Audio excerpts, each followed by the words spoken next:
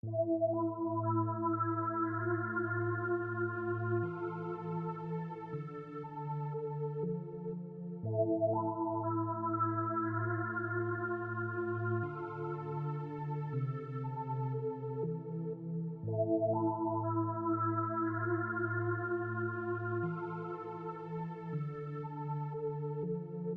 away, I'm going to have problems pronouncing the name of this movie. It is called Thanatomorphose, or Thanatomorphose. I had to actually look up that term because I was unfamiliar with it. It is a Hellenic word meaning the visible signs of an organism's decomposition caused by death. So basically a fancy word for rotting. Shout out to Z Rizik.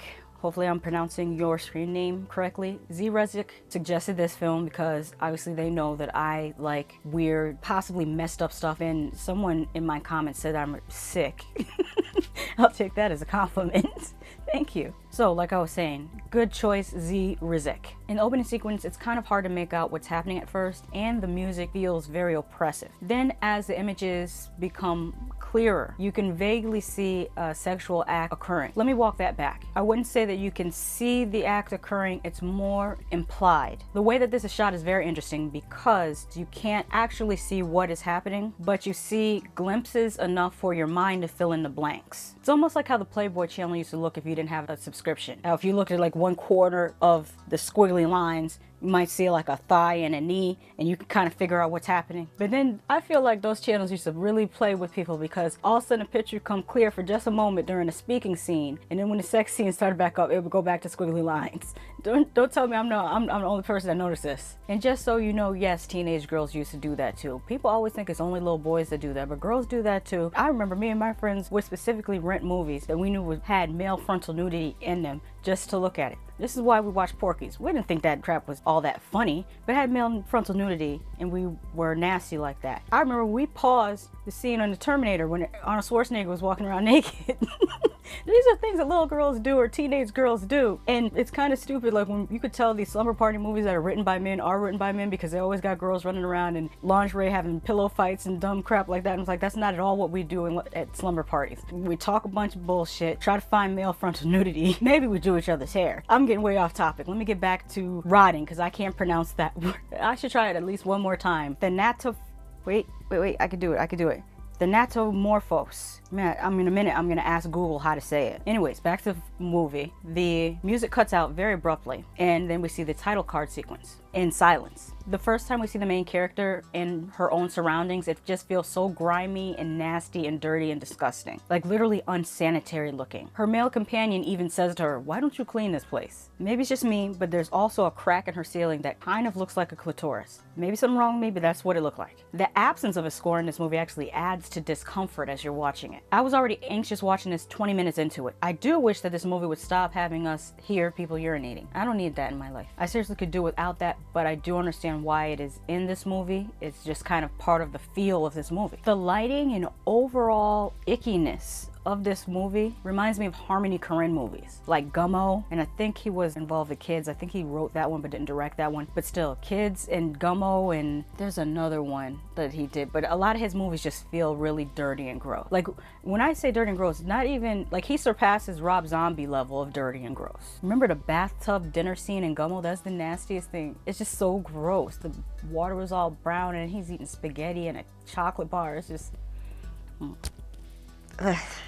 Funny thing is the camera keeps going in and out of focus during this movie. At first it seemed random and I was thinking, well, something wrong with the camera person. Then I realized how deliberate the director was being with this. There's a shot of the main character having sex with her boyfriend, and the camera shot is actually of their reflection in the mirror, but it's out of focus. And yet the imagery of this is just as impactful as if the camera was directly on them in sharp focus. One possible weakness is of the main actress's line delivery. She sounded quite dead when she was talking. Maybe that was on purpose considering her state of being. There's an intercut sequence of a rotting animal carcass. It was alright, but The maggots didn't move, so I'm guessing they didn't use real maggots. Odd thing to notice. I know you're looking at me like, who would notice something like that? I noticed it only because of the Italian horror movies from the early 80s, especially the zombie movies. Now, I've said before in other videos that I'm not a zombie movie person, and I actually take that back. I do like certain types of zombie movies. I think what I don't like are infection movies, which it's a little bit of a offshoot from zombie movies. But the old Italian ones like City of the Dead and Burial Ground, and even like splatter comedies like Return of the Living Dead and Dead Alive, I like those. But what I was talking about with the maggots, why that came up in this conversation, in those old Italian zombie movies, they used real maggots and worms. Like literally they would show a sequence of the zombies coming to life or clawing their ways out of the grave. I mean, I really feel for the stunt actors because they would really put live maggots and worms on their face, and they would just have to act against these crawling creatures. And there's another movie, oh, I can't remember the name of it, where this couple, they went from New York up into New England for some reason, and there's one scene where they're in a room and the director actually had a wind machine that blew thousands and thousands of maggots at them, and they were all real maggots. Good trivia. Guess that movie and tell me in the comments what movie I'm talking about. Anyway, that's what that scene kind of made me think of. I know it's hella random, but that's how my mind thinks. 53 minutes in, and I'm kind of not sure what's going on. It just cuts to someone in a lab coat cutting a piece off of a corpse and throwing it to two naked men in a cage. Then we get the title card just labeled Another, and the movie returns back to our main protagonist. She's still in the predicament that she's in, and we start to witness her emotional despair at her condition. This part of the film started to make me itch, make my skin crawl. The effects and sound design together were really good. Not only was I seeing straight nastiness, I was also hearing the ooziness, the gushing, the squishiness of it. I feel like this movie is what Bite and Contracted wanted to be. They both had great premises, but they both stopped short at one, being disgusting enough to make your skin crawl, and two, really making you feel the desperation of the person experiencing this type of body horror. 1 hour and 11 minutes in, we have live maggots. There's a whole scene of her picking them off her skin. Gross. Then it goes to what the fuckville again, with a really distorted sequence of mostly red and white images of her doing stuff, followed by another title card labeled Oneself, and then that's followed by the final act. At this point, she's hideous. Her breathing is even gross. We hear flies swarming her. I'm sorry, her breathing isn't just gross, it's creepy. Her eyes are too. Man, the special effects in this was so good. As good, if not better, than Uncle Frank and Hellraiser and Brundlefly.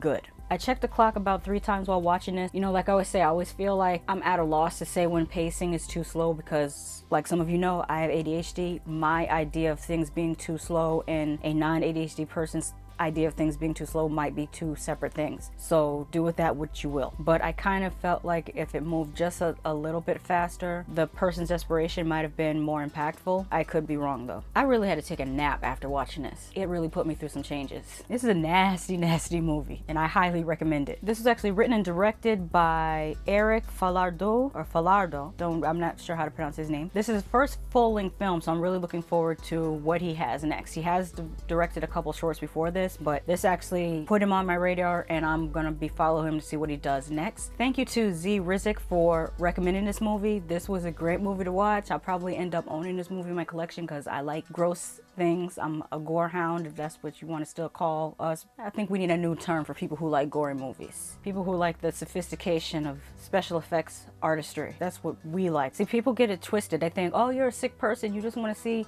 people get chopped up and see sick shit. No, it's not about seeing that. It's about the artistry and making something look so real. There's an artistry behind it, whether it's the use of prosthetics, whether it's the use of coloring as far as the makeup work, whether it's the use of animatronics. These are all arts and point of animatronic sciences, and we have an appreciation for these things. There's nothing wrong with that. Salute to the gore hounds everywhere. But like I always say, just because I love something doesn't mean you won't hate it, and just because I hate something doesn't mean you won't love it. Have you seen Thanatomorphose? I feel so slow right now.